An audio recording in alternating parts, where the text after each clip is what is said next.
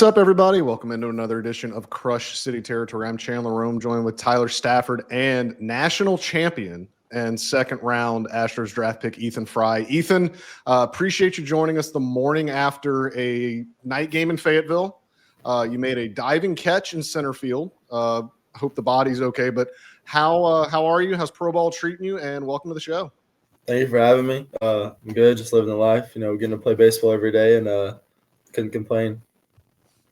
What we were talking a little bit before we hit record just about the kind of the drastic differences between playing college ball and playing pro ball. I don't think I have to tell many people listening to this where you went to college. You went to LSU for 3 years, were a member of 2 national championship teams. But as you've now settled into Fayetteville with the Fayetteville Woodpeckers in an A-ball in the Astros org, 22 games in, what's been maybe the biggest difference you've noticed from going to college, from playing college ball to going to pro ball? Yeah, probably just the amount of games. Like you said, 22 games in. I've played in 21 of them, and don't think I plan on stop playing anytime soon. So just amount of games, the workload, the tax load on the body, and then honestly just kind of like the level of stress. I don't have 13 or 14,000 crawling down my neck every game. So it's pretty enjoyable, and I'm getting to wake up and play baseball every day. So we hear that all the time, right? Of like, okay, when somebody's coming in from high school or college or whatever, you have to adjust to this new length of a season. For someone who stopped playing baseball in Pony League, so I have no context for what this means. Can you give like an actual example of like what that feels like to play 6 games a week? Like what starts to feel tighter than it normally does? Like how does it mess with your body mentally, those types of things? What does that feel like? So the first week we were here, I feel like my entire body was tight and I was sore everywhere. And then I feel like as I've gotten pretty controllable with my body not feeling too bad. But, it's playing every day, waking up regardless how you feel, and then you got a game to play. And it's kind of just accepting it for what it is. Kind of got to stay aware of your body, though. But you just wake up the next morning and, you got to play again. So regardless of how you feel, kind of got to put it to the side. Is that something that, when they drafted you, obviously you guys all went to Houston to sign as a draft class, then you went to West Palm to maybe get debriefed to get your kind of onboarding into the organization. How much did they kind of tell you about that this is going to be, you played 60 something games at LSU and it's a long season, don't get me wrong, but you have off days built in. You guys only played, I believe, 4 times a week at its most at LSU. What did they tell you about, keeping your body in shape and how to ease that transition into playing every day? They kind of just told us to prioritize sleep and hydration. Obviously recovery, you can only do so much every day with it, especially if you're playing every day still. But just get as much sleep as we can. They kind of informed us that, hey, like you're going to hurt, you're not going to feel good every day, but you just got to give it what you have every day. And then, I kind of realized that, we're going from playing maybe 4 times a week to 6 and, not really as many off days that, I'm going to wake up feeling not good most of the time. But, if I can still figure out a way to make it work and be successful when I don't feel good, then I think I'll be fine when I do feel good. I think one thing that's interesting hearing you talk about that is when you were at LSU, you went through a lot of injury stuff. You had a labrum injury that limited you really to just DHing a good bit of your time at LSU. You played some defense, but really were limited to DH only, which certainly not going to take anything away from people that DH, but it is a less demanding thing. Oh, yeah. Like you don't have to play defense. You can just chill in the dugout. You can get ready for your next at bat, things like that. You come into the Astros organization, and when they drafted you, I'll just come out and say it. I had a lot of people with the team come out and tell me like a lot of teams missed on this kid because he didn't play defense, because he didn't get to showcase that at LSU. And we think he is a plus athlete to the point where they were saying, we're going to give him reps in center field, which is not something I would have thought when they drafted you, just given your college track record. But mentioned last night, made a diving catch in center field. You've gotten a good bit of run in center field in Fayetteville. I guess first off, talk to me about how difficult it was in college to just be limited to a DH role. And now that you're in pro ball and you're fully healthy, What's it like being able to run around, get in the outfield, and really kind of show what you can do, how versatile you are as a player and maybe not just a hitter? Yeah. So my sophomore year, dove back into a bag in like March, so pretty early in the season. Completely tore my throwing labrum. Played on it the rest of the year, and then had surgery about 4 days after our season was over. Spent the next 8 months recovering that, and then just kind of accepted it what it is. Like, I didn't get fully cleared until a week before season. Kind of knew that I may not be able to play in the outfield every day, but at the end of the day, we had a loaded outfield. We had Chris Stanfield, who was, probably one of the best center fielders I've ever played with besides Dylan.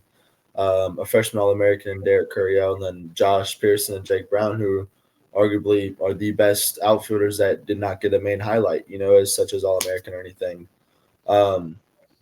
So, I kind of accepted it for what it is. Like, there's not much I can do and go back and change it now. At the end of the year, we still won a national championship, so it's hard to complain about that. But it's been fun going out every day and just playing the field and, kind of be able to get better as I go every day, especially thanks to, like, the coaches and the managers.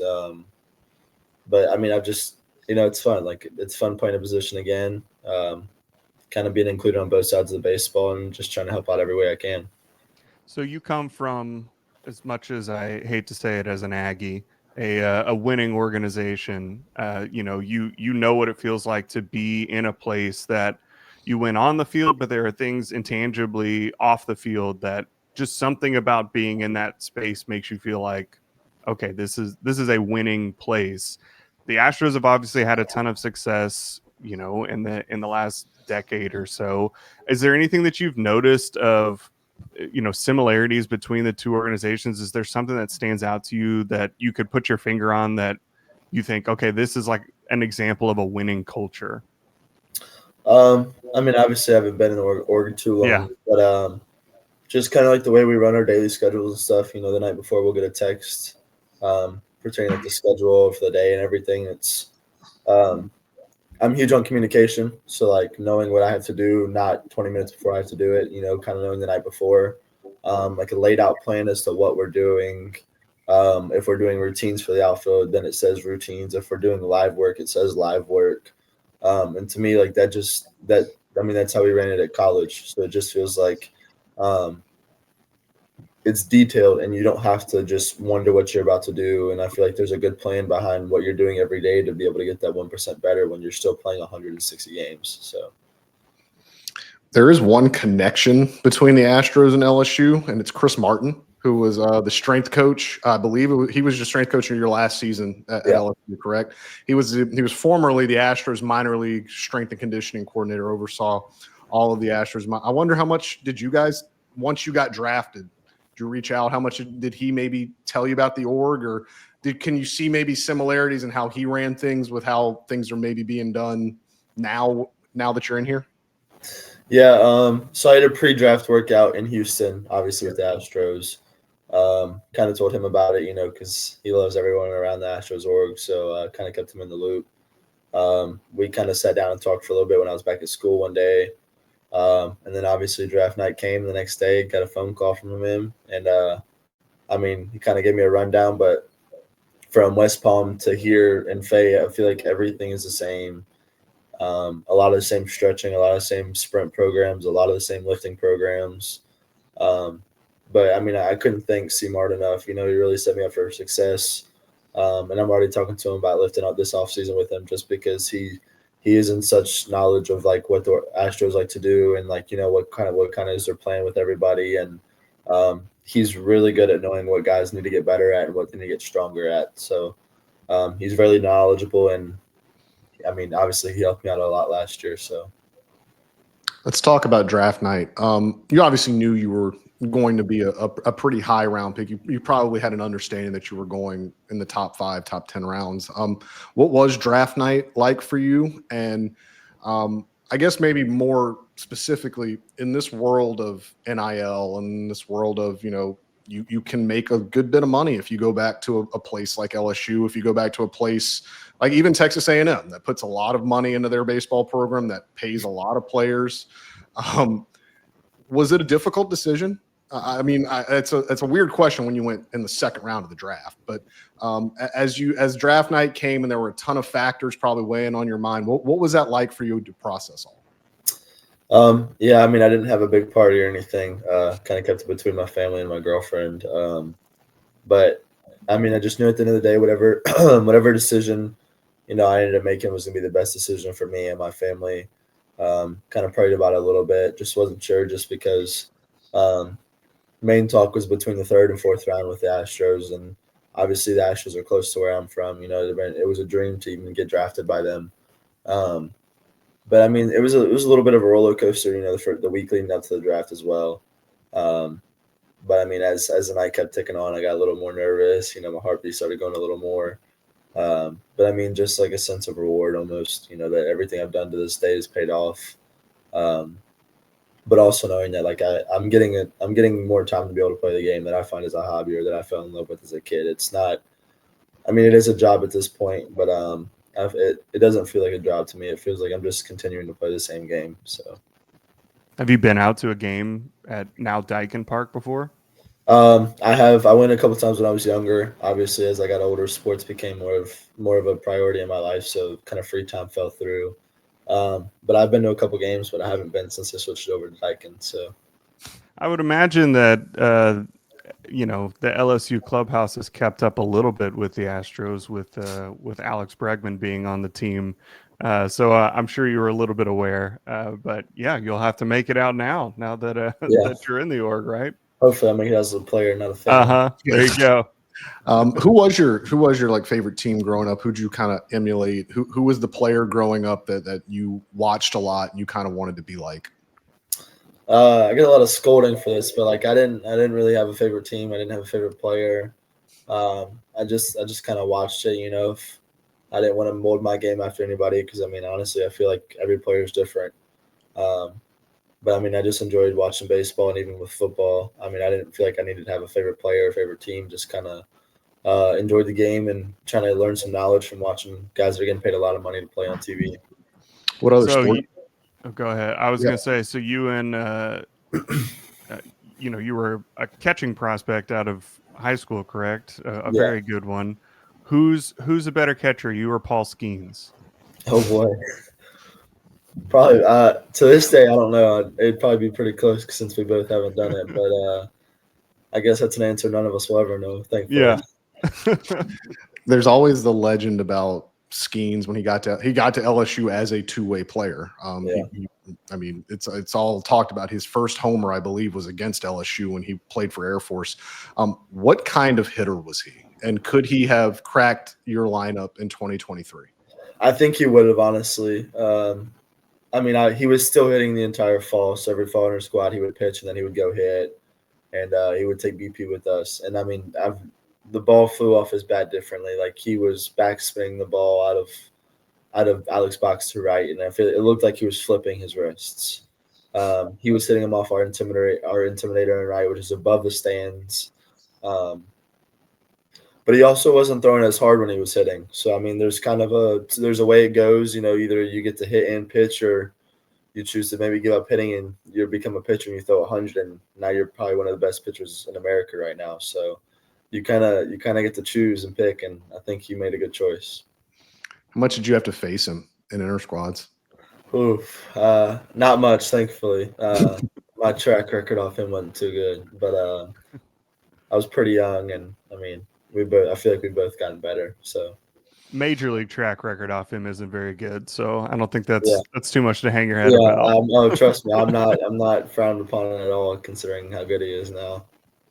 When you were playing with him and Dylan Cruz your freshman year, what was that like? I mean, because you had to know that these two dudes were they should not probably have been in college. And what was it like to be around them every day, see how they went about their business, and quite frankly, just how they played every day?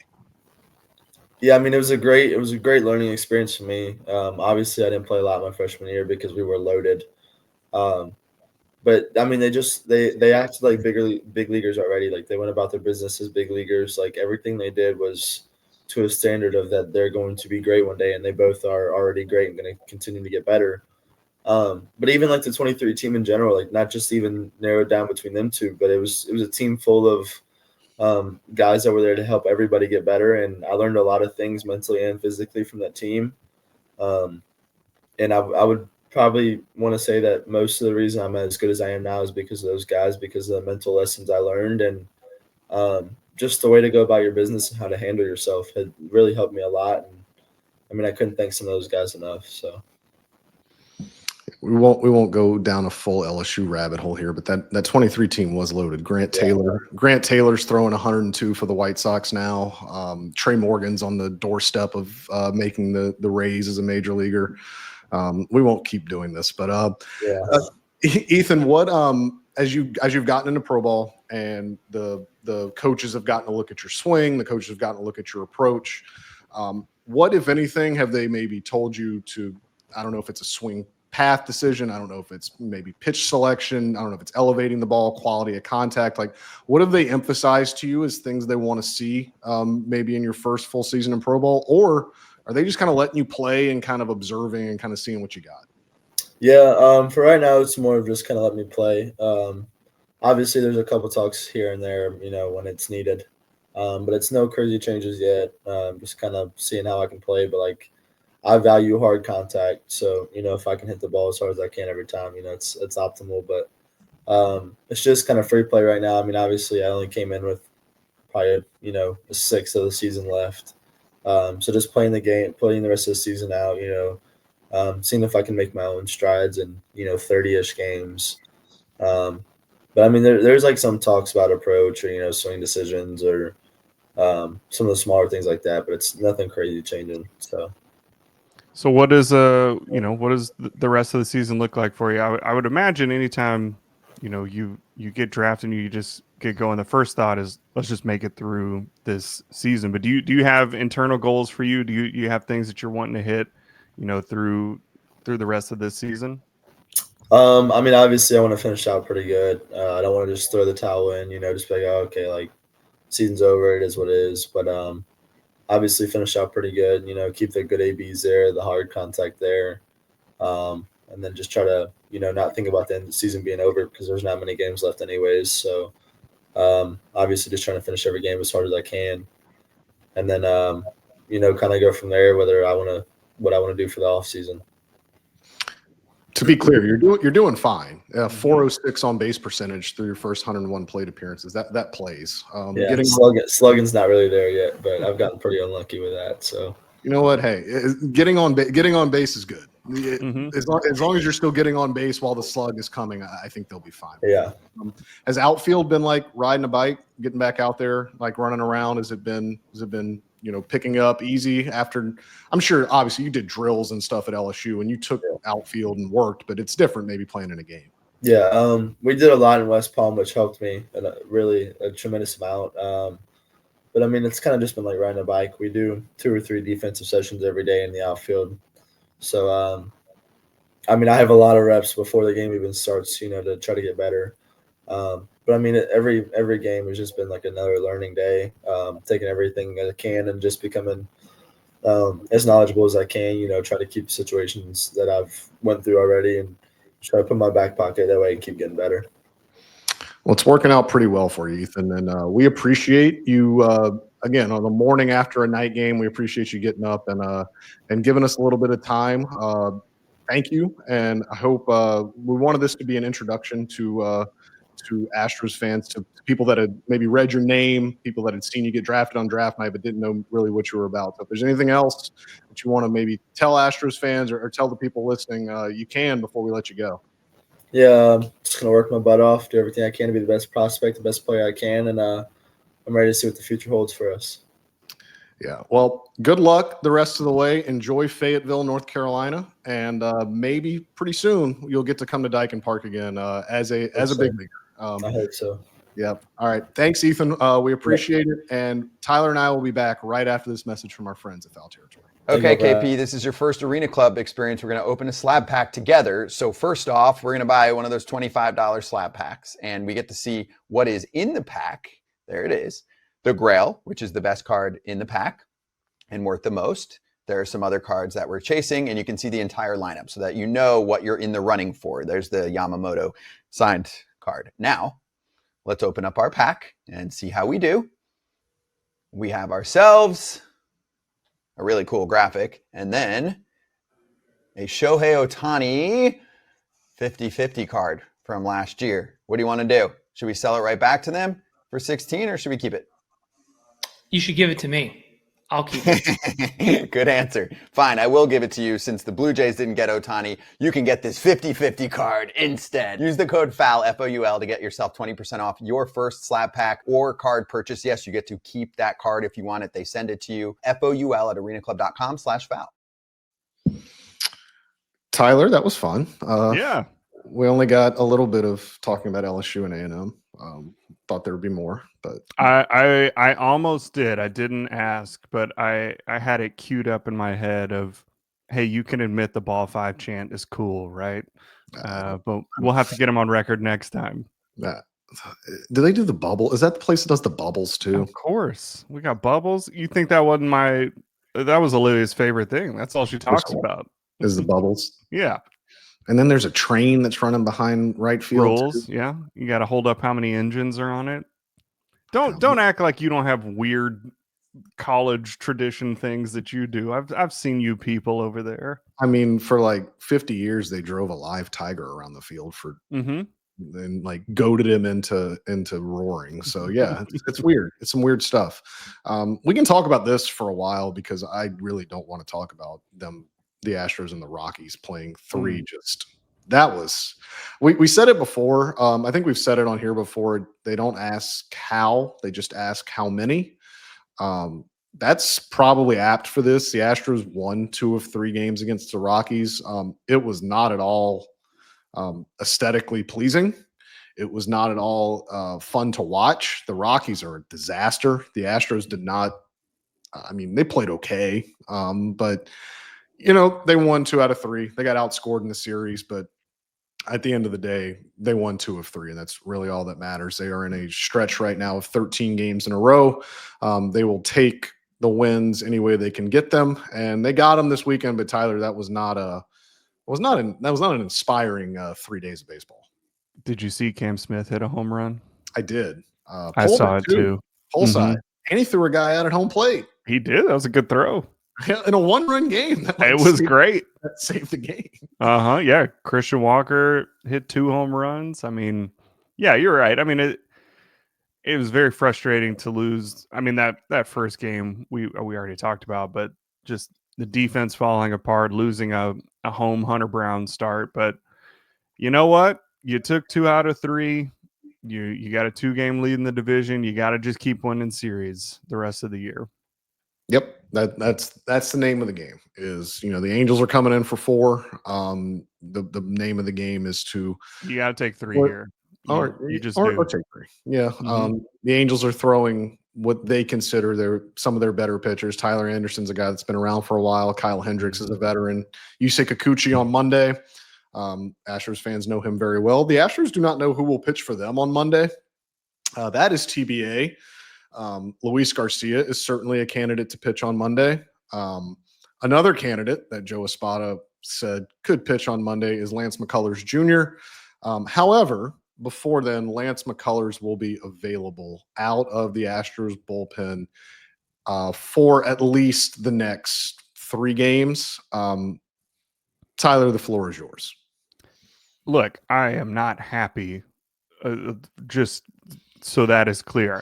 I do think that Lance McCullers will be good out of the bullpen. I think that his stuff, later in the games, I think people, for whatever reason, mentally know how to work counts against starters a little bit better than, the guy coming in the 6th and 7th inning. I think once the game gets going, you've got more pressure on you. People are pressing more.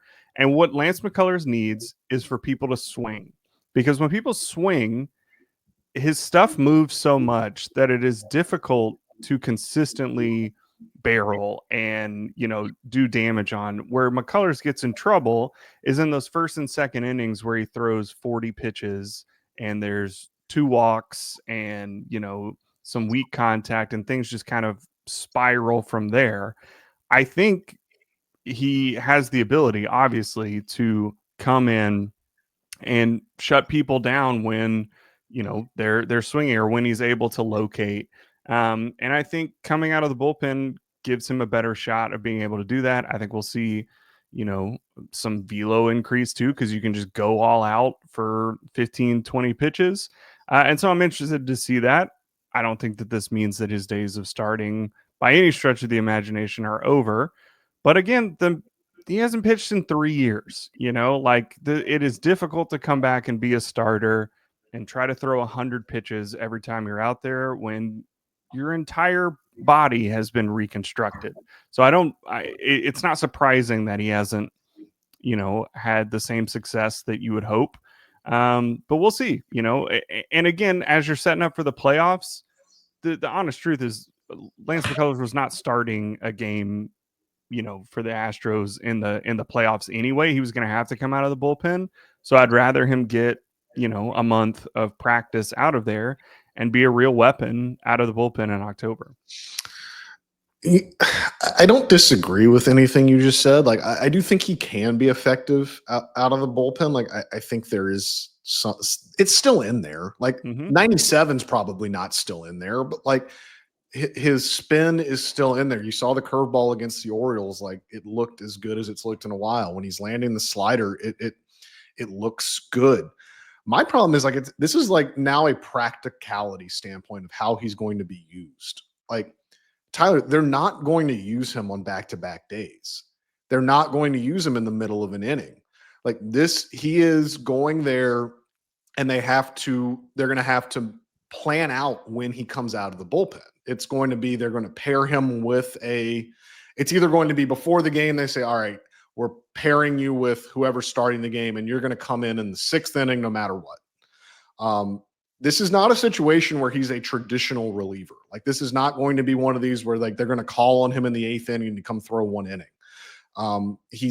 They're going to have to be very prudent with how they tell him, hey, we're going to use you today. We're going to use you here.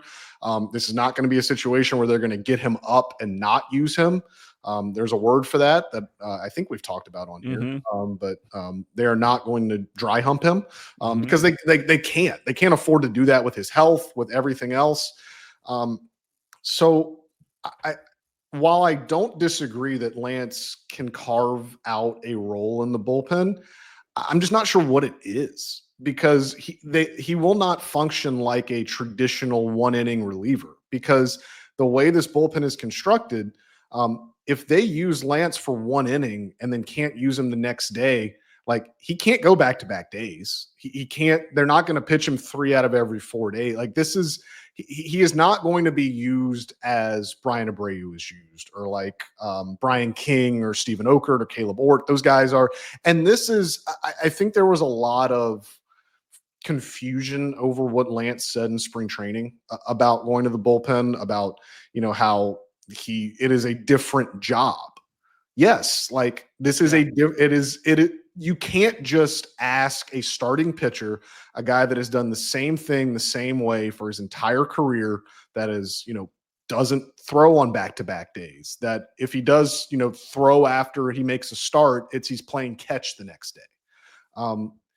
He's not going to be used as a traditional reliever. And when you've got a bullpen, well, first of all, they have to win games. They have to throw out their best pitchers to win games. And if they get late in games, like, they're not going to use him.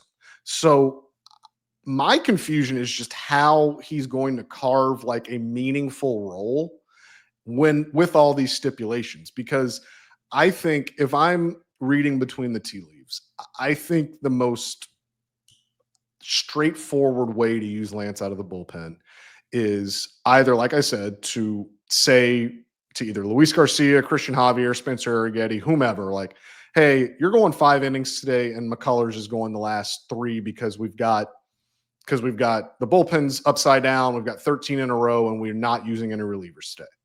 The problem with that is AJ Blueball has been a better pitcher than Lance McCullers the last, month or so. And if they're going to do that, I think they prefer Blueball, who has shown, the ability to come in and throw well and take down some length, and is more accustomed to doing it than McCullers. So absent that, I think Lance only factors in a situation where they get into like the 5th or 6th inning, maybe the score is spread out one way or the other, and they need someone to come in and finish the game, to come in and say, we don't need to use any relievers today. We need to keep these guys fresh. We need to shield them.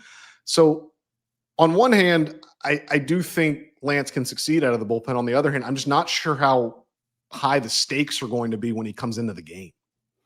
You got to get outs in the 6th and 7th inning. And you got to have pitchers that can do that, and I think Lance McCullers can do that. If I could, allow me to rattle off some numbers here of Christian Javier's innings pitched in the playoffs in 2021. 2 2/3, 2 innings, 3 innings, 1 1/3, 1 out, 1 1/3. I think that is a more than reasonable frame device to expect McCullers to be able to do.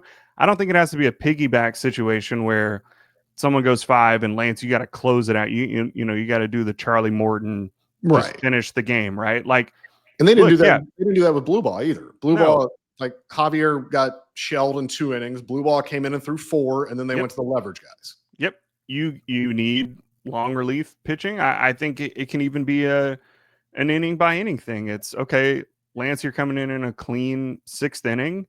If you can get out of the 6th in 14 pitches and it looks good, then great. Go back out for the 7th. But if you just go the 1 inning and it was shaky, or you need to be saved for 2 days down the road, whatever, that's fine. But you're right. He's not going to go back-to-back days, but he wasn't doing that as a start. You were getting 4 innings out of him every 5 days anyway. So now you're just spreading it out over those 5 days and get 2 on one day and wait 2 or 3 days and get 2 from him again on that day. It's the same amount of innings, maybe this is where he fits right now. And again, for the team, having as many guys that can get outs, on your team consistently is how you win. And I think this is where McCullers fits best right now. Yeah, again, it had gotten untenable in the rotation. Like, it was pretty clear that with Luis Garcia's rehab assignment coming to a close and Luis Garcia showing them a little bit more of what they needed to see, with Jason Alexander pitching well, like, they're in a 6-man rotation, but they were at a crossroads with McCullers, and they were going to have to make some sort of decision. And it was, again, the 4 inning thing, like if he can give you innings, like, it's great. You can't do that at the start of the game though, like and tear up your entire bullpen. So my only worry is a strong word, but my only just fascination with this is how they use him, because they've already got a long reliever in the bullpen in AJ Bluebaugh, 2 long relievers and a bullpen that is already shorthanded because they're in a 6-man rotation. So they're playing a reliever short every night. It doesn't really make a ton of sense, but again, I don't really think they had another choice here. They didn't they had to do it. So it'll be interesting. Lance has not spoken since they made the decision, so I can't really tell you how he feels about it. I can't tell you, how open he is to maybe varying his usage in terms of when he's available and things like that. But again, I would temper expectations for the fact that he's going to,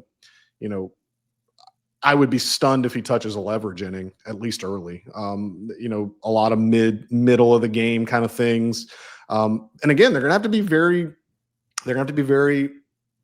judicious with how they use him, because, as I just said, like, he's on the roster. Like, they have to pitch him as long as he's on the roster. But because they have a 7-man bullpen, like, if they go to McCullers and he can't get it done, can't get them much length, he's out of the picture for the next 3 or 4 days. So you basically have a 6-man bullpen, and there's a slippery slope here that can happen. But it would really help if Lance could, find some effectiveness, trust the sinker a little more. He talked about that in Baltimore. I know there's this thought, and Tyler, you mentioned it too, about maybe the velo coming back out of the bullpen. I don't know. Like, 97, I don't think is in there. No. if in short spurts could he come out and be 93, 95? Maybe he's touched 94 a couple of times this season.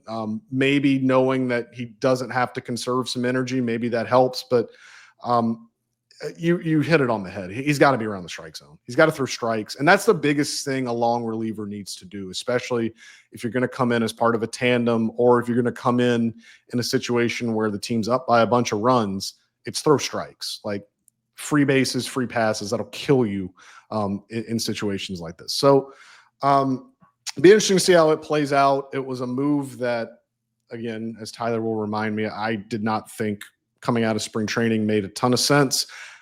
I still don't think practically it makes much sense, but as I said, they really had no choice. Like, they had to do something. They would reach an untenable point, and this was really the only solution other than like another injury cropping up and seeing where he could do with that. But be interesting to see how Lance adjusts and how his mentality kind of adjusts to a new bullpen role. Speaking of new, there was a new hitter in the Astros lineup for these 3 games against the Rockies. He only played in 2 of them, much to social media's consternation. Yordan Alvarez was off on Thursday, part of the pre-planned buildup. Did take an at-bat late in the game. He hit an absolute missile to dead center field off of a Rockies reliever on Tuesday off the batter's eye. Very, very apropos of Yordan Alvarez for his first hit in months to be hit to a part of the ballpark that not a lot of people get to, off the batter's eye at Dyken Park. But took 9 plate appearances against the Rockies, walked 5 times. They did not seem interested in pitching to him. He did not seem interested in chasing anything. So the home run was cool. But other than that, a lot of waste pitches, but again, Tyler, had to be cool seeing Yordan Alvarez back and just his presence, what he can do in that lineup. Oh, he's so good. I mean, he's different in the box. Like, he's one of those guys that just, you step in and you can just feel the air in the stadium of like, here comes this big, you know that everybody is aware, like, this guy is up. And like you said, the Rockies had no intention of pitching to him. I appreciated his contribution in yesterday's game of standing there for a minute, walking to first, and then walking back to the dugout for a pinch runner. But look, that's what he does. Because like you said, he can hit it off the batter's eye in center field, and there's not a lot of guys that can do that. Did you see Julia's video of Dubon making the face over? Yeah. And Cam Smith was just like, I didn't know that someone could do, he had that face of like, I hadn't seen that one yet. Yeah, good to have Yordan back. I mean, he makes the team different. He just does. Like, the whole game can revolve around, when is this guy coming up? How many more batters? Okay, well, now he's up. Are they going to pitch around him? Well, if they do, now the guys behind him have to step up. It changes the entire game just by having him in the lineup. And it is nice to have. It does. And unsurprisingly, Yordan Alvarez will be the focus of our DraftKings player spotlight. Tyler, as we talked about, no one seems to want to pitch to Yordan Alvarez at the moment, which the Astros are fine with, as long as the guys behind him keep producing, as long as Christian Walker keeps his second half going. Obviously, 2 home runs on Thursday, hitting in a lineup where Alvarez wasn't. But in a normal situation, Christian Walker would probably be hitting behind Yordan Alvarez. So to have a hot hitter behind him is crucial. But Yordan changes the entire complexion of this lineup. He sees more pitches than you would think a slugger sees a ton of pitches. He's not going to swing outside the strike zone. He's platoon neutral. He's got the highest OPS against left-handed pitching by any left-handed hitter since 2021, since he debuted. It's a game-changing. It's a game-changing bat, and it's somebody that can help the Astros and carry them throughout the end of this season. Yeah. So on DraftKings right now, there's a couple ways we could go here. You could take the home runs. But look, I'm gonna go simple here. I like just easy choices here. They give me an opportunity to say, will he have a walk in this game? And I'm going to say yes. I think that happens in a game against the Los Angeles Anaheims of Angels. I think that he works a walk today. I know that's a hot take, but that's what I'm going with. Yordan will have a walk at some point today. You're telling people to spend their hard-earned money Mhm. on Yordan Alvarez drawing a walk against a second to last place team. That's Now listen, I know that's tough to hear, but I'm standing on it. I think he draws a walk. If you want to listen to Tyler, and if you want to risk your hard-earned wages on the thought that Yordan Alvarez could draw a walk, you can go here to DraftKings Pick 6. This is the setup, and they'll give you that. If you search for Yordan, if you search for tonight's game, they will give you that opportunity. And you can download the DraftKings Pick 6 app right now and use the code FOUL. That's code FOUL. New customers, if you play $5, you get $50 in bonus picks instantly. You can ride the upside where a few bucks can turn into a bag. Only on DraftKings Pick 6. The crown is yours. Gambling problem? Call 1-800-GAMBLER. Help is available for problem gambling. Call 888-789-7777 or visit ccpg.org in Connecticut. Must be 18 and over. Age and eligibility restrictions vary by jurisdiction. Pick 6 not available everywhere, including New York and Ontario. Void where prohibited. For additional terms and responsible gaming resources, see pick6.draftkings.com/promos. Los Angeles Angels are here for 4 games. Mike Trout is really going through it, but they can hit. They can't pitch very much, but they can hit. Taylor Ward's got 30 homers. Joe Adell is like finally turned into the prospect or the player everyone thought he was going to be as a prospect. Mike Trout remains Mike Trout. They present some problems. This is not a good team. Don't get me wrong, but they're better than the Rockies. That's a low bar to clear. But this is still a series where the Astros, they haven't seen the Angels much. They've only seen them 6 times this whole season. So it'll be a medium-sized test. But I mean, look, they have good players. Zach Neto is one of the better young shortstops in baseball. Mike Trout remains Mike Trout. Kenley Jansen is their closer, and he has more saves than any active reliever out there.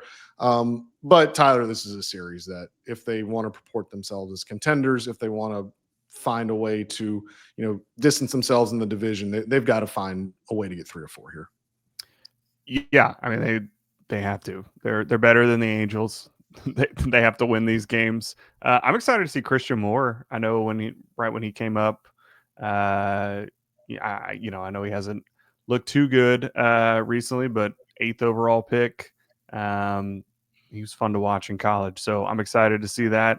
It's always fun to see Mike Trout. I mean, there's just not a lot of guys that when you go to the ballpark, is like a lock Hall of Famer. It's fun to see those guys when they're here. I like doing that, but yeah, the Astros have to win 3 or 4 here.